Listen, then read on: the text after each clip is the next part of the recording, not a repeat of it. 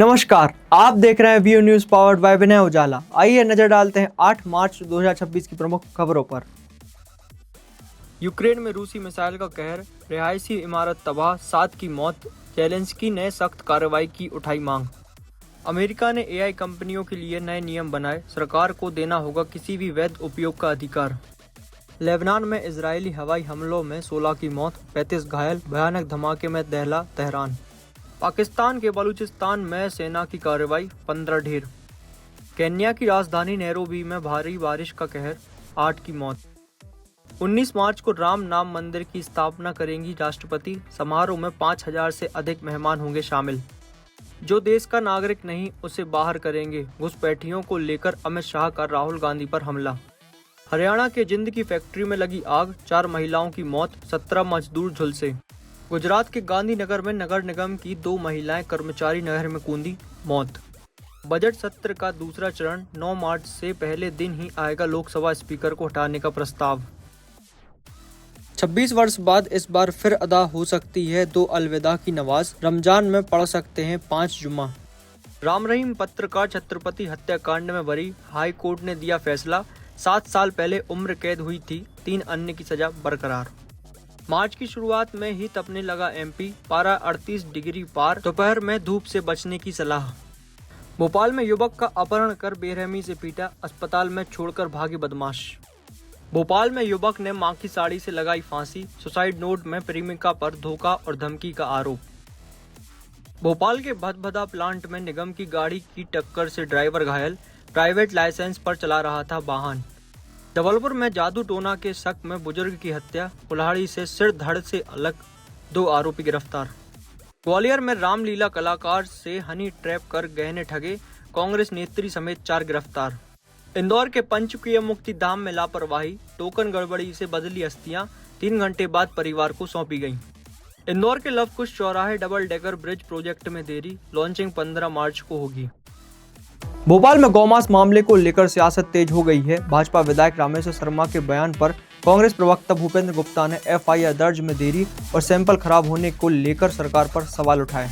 भोपाल में गौमांस मामले को लेकर बयानबाजी तेज हो गई है। भाजपा विधायक रामेश्वर शर्मा के बयान पर कांग्रेस ने तीखी प्रतिक्रिया दी है। कांग्रेस प्रवक्ता भूपेंद्र गुप्ता ने कहा कि शहर में खुले तौर पर गौमांस मिलने का मामला सामने आया था, लेकिन 3 महीने बाद भी सही तरीके से एफआईआर नहीं हो पाई है। उन्होंने आरोप लगाया कि सैंपल भी खराब हो गए, जिससे कार्रवाई कमजोर पड़ गई। भूपेंद्र गुप्ता ने रसोई गैस की कीमत में 60 रुपए बढ़ोतरी पर भी सरकार को घेरा है। उन्होंने कहा कि अंतर्राष्ट्रीय हालात का हवाला देकर जनता पर महंगाई का बोझ डाला जा रहा है, जबकि सरकार पहले पर्याप्त स्टॉक होने की बात कर रही थी। भोपाल नगर निगम ने मार्च में राजस्व वसूली के लिए विशेष अभियान शुरू किया है। राजस्व विभाग के एमआईसी सदस्य जगदीश यादव ने जोन 2 वार्ड क्रमांक का निरीक्षण कर प्रॉपर्टी टैक्स वसूली की समीक्षा की और बकायेदारों पर कार्रवाई के निर्देश दिए।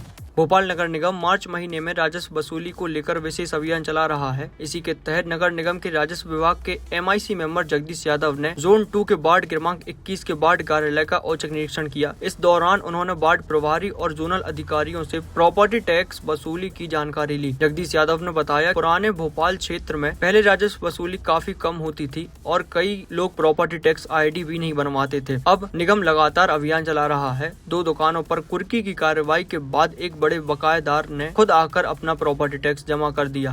कुछ दिन बड़े बकायेदारों की लिस्ट देखी गई, इसमें जो काफ़ी सालों से जिनका टैक्स नहीं आ रहा है, उसमें सख्त कार्रवाई को मैंने जेडो साहब को बोला है। और जो छोटे बकायेदार हैं वो लगभग टैक्स आ रहा है, आज भी 50,000 की राशि आई है। और मुझे लगता है कि शायद ये बजट पूरा कर लेंगे, मतलब जहाँ इनको जितना टारगेट दिया ये पूरा हो जाएगा। काम काफ़ी तत्परता से ये लोग कर रहे हैं। मैंने तो उचित निरीक्षण किया कि आगे काम कर भी रहे हैं या नहीं, लेकिन काम बारीकी से सब स्टाफ लगा हुआ है, वो काम कर रहे हैं। पुराने भोपाल में देखने को मिलता है हमेशा राजस्व वसूली कम होती है। नहीं, इस बार पिछले साल की तुलना से अधिक चल रही है। और अभी जो तालाबंदी हम लोग कर रहे हैं 50,000 से ऊपर बकायेदारों की, इसके डर के कारण पैसा जमा हुआ। यहाँ पे भी 3 कमर्शियल एक्टिविटीज़ पे तालाबंदी हुई है, किस तरीके से देखते हैं आप इसको? नहीं, 2 में तालाबंदी हुई थी तो तीसरे ने पैसा जमा कर दिया, इसलिए उसको तालाबंदी नहीं हुई। जब ये 2 की पैसा जमा हो जाएगा तालाबंदी से खोल देंगे। और इसी तरीके से कुर्की कार्रवाई और सील की कार्रवाई हम कर रहे हैं। पुराने शहर में आपने खुद कहा था कि वसूली नहीं होती, लेकिन इस बार आप खुद पुराने शहर में घूम घूम करके पूरी वसूली कराएंगे। क्या है, पुराने शहर में खाते भी सही तरीके से नहीं खोले, लोग खाता भी नहीं खोलने देते थे। अब हमने बाट पटवारी और जेडो को कह रखा कि अगर आपको पुलिस की सहायता भी चाहिए तो वो भी हम देंगे, नए खाते खोलो जिसके खाते नहीं है, और जो इसका संपत्ति का जमा नहीं करा उन्हें तत्परता से जमा कराएं। सर कर्मचारी का भी ट्रांसफर हुआ, अभी तक 2.5 महीने से ऊपर होगा, अभी तक रवानगी नहीं हुई, क्या लालच देखते हैं आप उसमें कि क्यों अभी तक रोका गया उसको? नहीं, अभी आपने संज्ञान में लाया है उसको, अभी मैंने जेडो साहब से बोल दिया कि उसको आज रिलीव करें, क्योंकि ये 2-3 महीने से ट्रांसफर पड़ा कि इसको रिलीव क्यों नहीं किया जा रहा, क्या लालच है, इसको आज रिलीव करेंगे। भोपाल के भदभदा प्लांट में नगर निगम की लापरवाही सामने आई है। सरकारी वाहन की टक्कर से ड्राइवर अरुण गंभीर रूप से घायल हो गया। बताया जा रहा है कि गाड़ी चालक चला रहे केवल प्राइवेट लाइसेंस पर सरकारी वाहन चला रहा था। भोपाल के भदभदा प्लांट में नगर निगम की बड़ी लापरवाही सामने आई है। प्लांट परिसर के अंदर ही सरकारी वाहन की टक्कर से एक ड्राइवर गंभीर रूप से घायल हो गया। जानकारी के मुताबिक जोन 21 स्वास्थ्य विभाग की सरकारी गाड़ी ने जोन 8 में पदस्थ ड्राइवर अरुण को टक्कर मार दी। टक्कर इतनी तेज थी कि वह गंभीर रूप से घायल हो गया और उसे तुरंत अस्पताल में भर्ती कराया गया, जहाँ उसका इलाज जारी है। बताया जा रहा है कि वाहन चला रहा ड्राइवर पवन केवल प्राइवेट लाइसेंस पर सरकारी गाड़ी चला रहा था। घटना के बाद कर्मचारियों में आक्रोश है और मामले की निष्पक्ष जाँच की मांग की जा रही है। इंदौर के पंचकुला मुक्ति धाम में बड़ी लापरवाही सामने आई है। एक ही टोकन नंबर 3 परिवारों को देने से अस्थियों की अदला बदली हो गई। समय रहते जानकारी मिलने पर एक परिवार विसर्जन के बिना वापस लौट आए। इंदौर के पंचकुला मुक्ति धाम में प्रबंधन की बड़ी लापरवाही सामने आई है। यहाँ एक ही टोकन नंबर 3 अलग अलग परिवारों को दे दिया गया, जिससे अस्थियों की अदली बदली हो गई। गुरुशंकर नगर निवासी मदन लाल विश्वकर्मा का 6 मार्च को अंतिम संस्कार यहीं हुआ था। शनिवार को जब परिजन अस्थियां लेने पहुंचे तो उनकी अस्थियां नहीं मिली। जांच में पता चला कि टोकन नंबर 13 3 परिवारों को जारी कर दिया गया था। एक परिवार गलत अस्थियां लेकर खेड़ी घाट नर्मदा में विसर्जन के लिए पहुंच गया था, लेकिन समय रहते संपर्क होने पर वह बिना विसर्जन किए वापस इंदौर लौट आया। घटना के बाद मुक्तिधाम प्रबंधन कार्य प्रणाली पर गंभीर सवाल उठाए जा रहे हैं। हुआ कि कल मेरे शांत हो गए, तो कल हम यहाँ पे आए थे पंचकुला मुक्तिधाम दाह संस्कार करने। तो कल हम दाह संस्कार करके चले गए और आज हम अस्थि लेने आए, तो जहाँ पे हमने दाह संस्कार करा था वहाँ पे अस्थि होनी नहीं मिली हमको।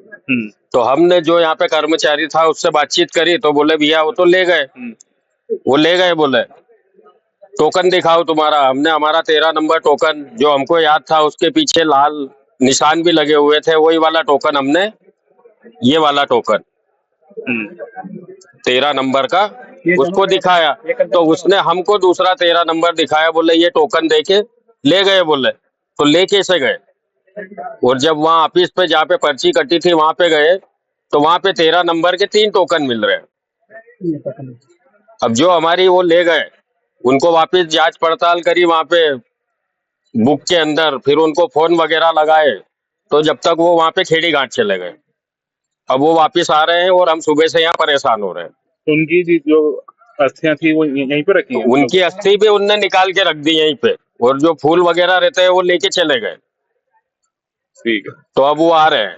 इनकी डेथ कब हुई थी, कब अंतिम संस्कार हुआ? डेट तो इनकी परसों के रात को हुई थी 11 बजे। तो भाई साहब सबसे बड़ी बात ये कि 3 घंटा हो गया। हाँ, और सुबह से हम यहाँ परेशान हो रहे हैं। कितनी देर हो गई आप लोगों को? हमको 3 से 4 घंटे हो गए यहाँ पे।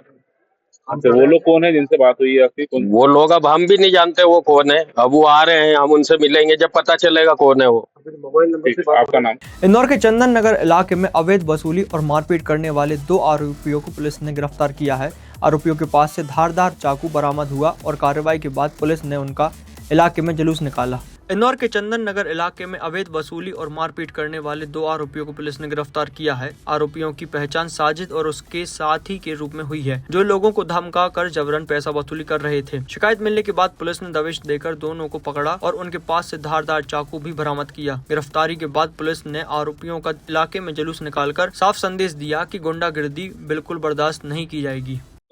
चंदननगर थाना क्षेत्र के अंतर्गत एक फरियादी को द्वारा ये बताया गया कि जो सादिक लाला है और फयाज जो 2 लोग हैं, सादिक लाला जिसके खिलाफ इंदौर पुलिस कमिश्नरेट में 1 दर्जन से अधिक अपराध पंजीबद्ध है, उसके द्वारा उसके साथ मारपीट की गई है एवं पैसे की अवैध वसूली की इनकी मांग की गई है, अवैध वसूली की जा रही है। इस पर से और चाकू दिखाकर उसको डराया गया था। इस पर से तत्काल इसमें चंदननगर में केस रजिस्टर किया गया, इन्वेस्टिगेशन में लिया गया और कुछ ही घंटों के अंदर दोनों ही आरोपी सादिक लाला और फयाज को इनकी जो चंदननगर की टीम के द्वारा अरेस्ट कर लिया गया। इसमें सादिक काला जो है उसके खिलाफ लगभग 14 अपराध पंजीबद्ध हैं, तो इन दोनों को गिरफ्तार करके वैधानिक कार्रवाई की जा रही है। ऐसे ही खास खबरों के लिए बने रहिए हमारे साथ व्यू न्यूज़ पर, और विनय उजाला।